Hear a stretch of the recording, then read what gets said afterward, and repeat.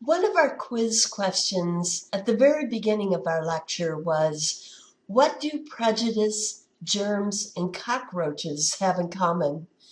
The answer is all three reproduce like bunnies. This introduces our next topic, the perpetuation of prejudice, even in the light of disconfirming evidence. A well-known social psychologist who specializes in work on prejudice once said, "Prejudice is like a social disease. Though unlike contagious physical diseases, social diseases are impossible to quarantine."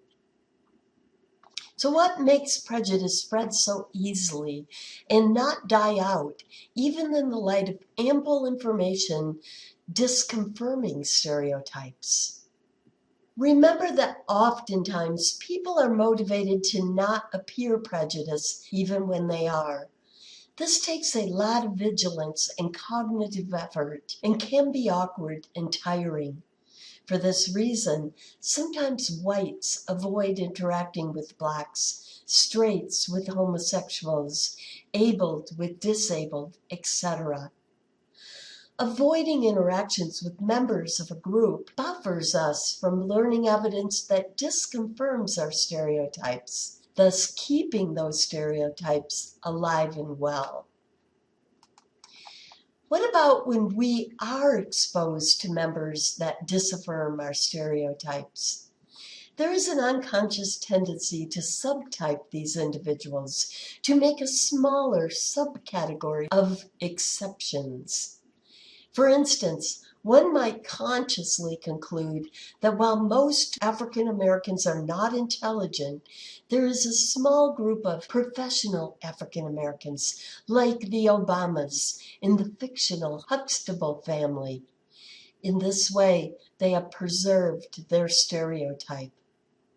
It is much easier on the ego to create a little subgroup than to admit we were wrong about our whole stereotype, and much easier cognitively than to have to attempt to change our whole stereotype, thereby keeping our stereotypes alive and well.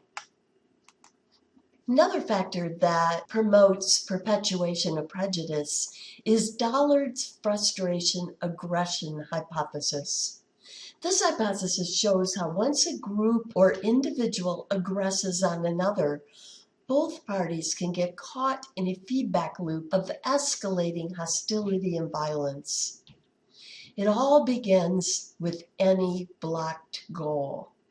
The blocked goal leads to frustration. This leads to a harmed ego, a feeling of a loss of power, and this leads to aggression.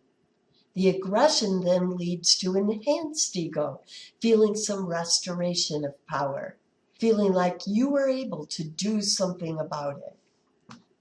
Who are the scapegoats? Who gets blamed, aggressed upon? Sometimes the person or persons who cause the block goal, but oftentimes not. First, those who are already victims of prejudice are more likely to be misperceived as the cause of the black goal. For instance, many white supremacists come from poverty and blame their situation on competition on the part of immigrants, even though there is not a scarcity of the types of jobs held by most immigrants by far. Thus, they revolt against immigrants instead of a rigged economic system. By the way, factory management often encourages different races to think they are competing for the jobs. In this way, they can avoid workers getting too close and too united and unionizing for fair wages and benefits for all. Another common scapegoat is those who are less powerful and less able to retaliate. Like the child whose parents blocked their goal, that child is more likely to take their frustration out on a pet or a younger peer because it's safer than taking it out on the real source. They choose scapegoats who are less able to retaliate. Minorities who are oppressed often have little or no recourse. Aggression builds ego, though only temporarily. It is still a powerful motivator when the perpetrator's ego is harmed. And of course, their aggression toward the victim becomes the victim's blocked goal, frustration, and harmed ego. Dollard's model helps explain why the first aggression occurs and how that aggression causes the victim's frustration and aggression, and so on, in an escalating spiral of violence. Remember the actor-observer effect? This also perpetuates prejudice, the tendency to discount the situation when observing others' failures or bad behavior, but not our own. An example, the tendency to think others are poor because they are lazy, you because you were laid off. And of course, it's the opposite for successes or good behavior, right?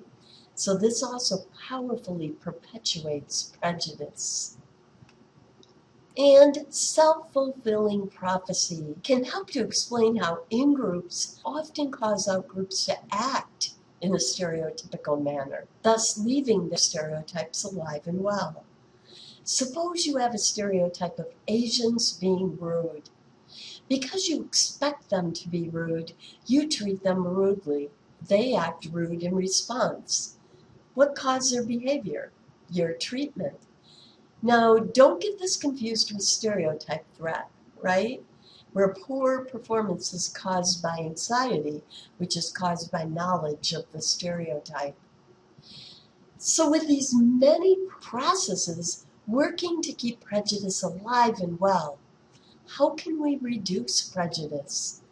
We will look at that in our next segment.